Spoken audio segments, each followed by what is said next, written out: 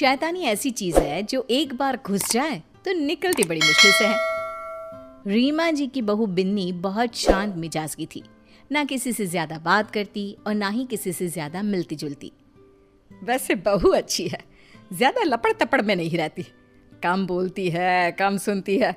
नहीं तो पड़ोसन की बहू सारा दिन घर के बाहर लोगों का जमावड़ा लेकर खड़ी होती है। लेकिन रीमा को क्या पता था, जो शांत है वही असली तूफान का कारण बनने वाला है। माँ, मेरा शेविंग ब्लेड नहीं दिख रहा है, न जाने कहाँ चला गया। तभी ससुर की जोर से चिल्लाने की आवाज आती है।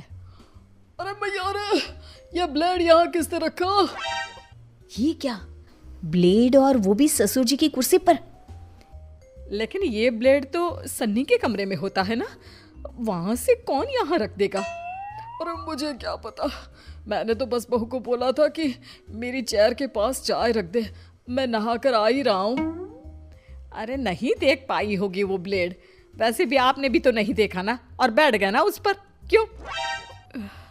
हाँ ये तो है। लाइए पापा, अब ब्लेड मुझे दीजिए, मुझे शेविंग करनी है। बस अब क्या था, बहू बेचारी से बनकर घर में रहती, लेकिन कोई ना कोई खुराफात करती ही रहती। फिर एक दिन, आज तो मैं राजमा चावल बनाकर खिलाती हूँ बहू। वो क्या है ना, सन्नी को मेरे हाथ के राजमा पसंद है, तू खड़ी होकर देखना कैसे बनता है, ठीक है ना? लेकिन मुझे तो आता है राजमा बनाना मम्मी जी, मैं भला क्यों सीखूं? अरे चुप रह, सुना नहीं मैंने क्या कहा? सन्नी को मेरे हाथ के राजमा पसंद है इसलिए। ठीक है माँ जी, कल को आप मर जाती हैं तो कम से कम मैं उन्हें आपकी कमी तो नहीं होने दूंगी। चलिए, आप ये राजमा बनाना मुझे सिखा ही दीजिए।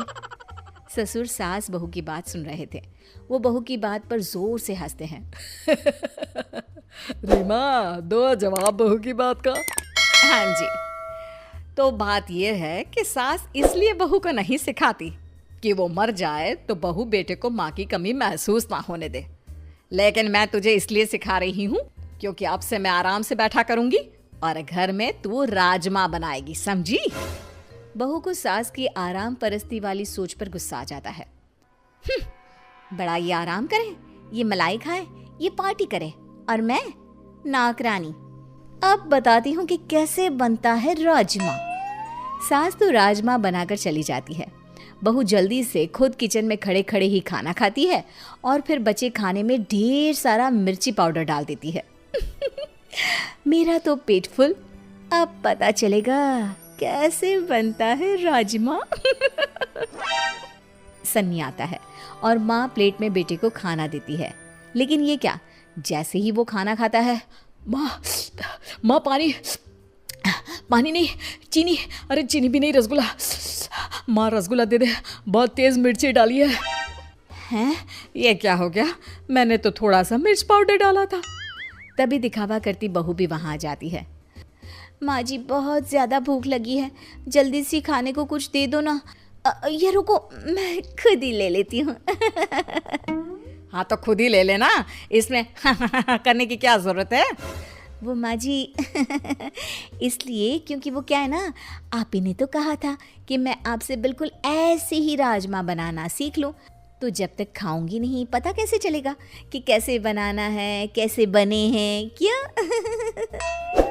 अरे नहीं नहीं, तुम रहने ही दो, तुम मत खाना, बहुत सारा मिर्च है इसमें, और प्लीज़ ऐसे राजमा तो बिल्कुल मत बनाना। सास को बहुत गुस्सा आता है कि बेटा ऐसे कैसे बोल रहा है। भाई कल तक तो ऐसे ही राजमे को उंगली चाट चाट कर खाया करता था, लेकिन फिर भी ये सवाल रह गया कि मिर्च आई कहाँ से?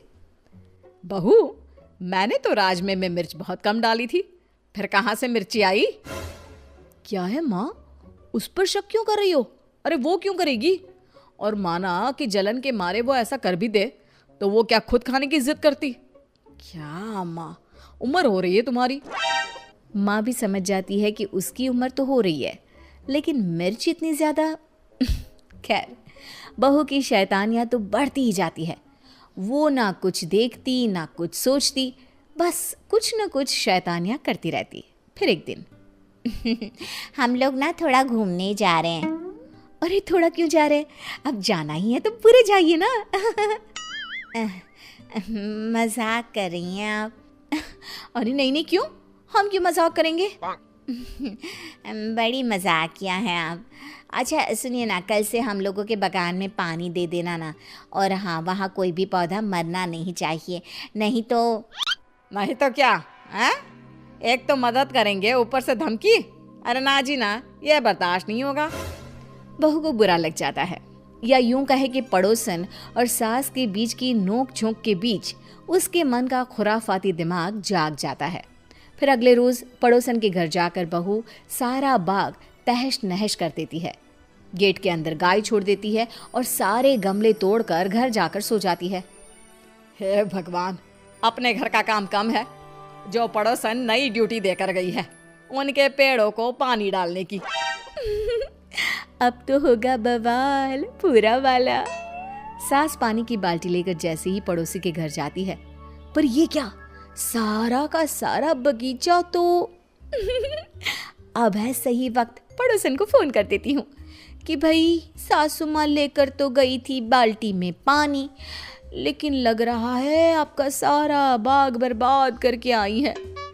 बहू पड़ोसी को फोन कर देती है, वो सारा दोष सास पर लगा देती है और फिर आपने तो कल ही देखा था कैसे सासू माँ ने आपको कहा था, वैसे सासू माँ को ना ऐसा नहीं करना चाहिए था। हाय रे, रीमा ऐसी निकलेगी मैंने तो सोचा ही नहीं था, ये तो बहुत गलत बात है रीमा जी की। मेरा तो सारा बाग ही बर्बाद कर दिया। आती हूँ तब खबर लेती हूँ तेरी सास की। हाँ हाँ आंटी जी, और क्या, लेकिन ध्यान रहे मेरा नाम ना लेना। वो क्या ना, मुझे तो उनके साथ ही रहना है, मैं तो बस आपकी शुभ चिंतक थी तो बता दिया।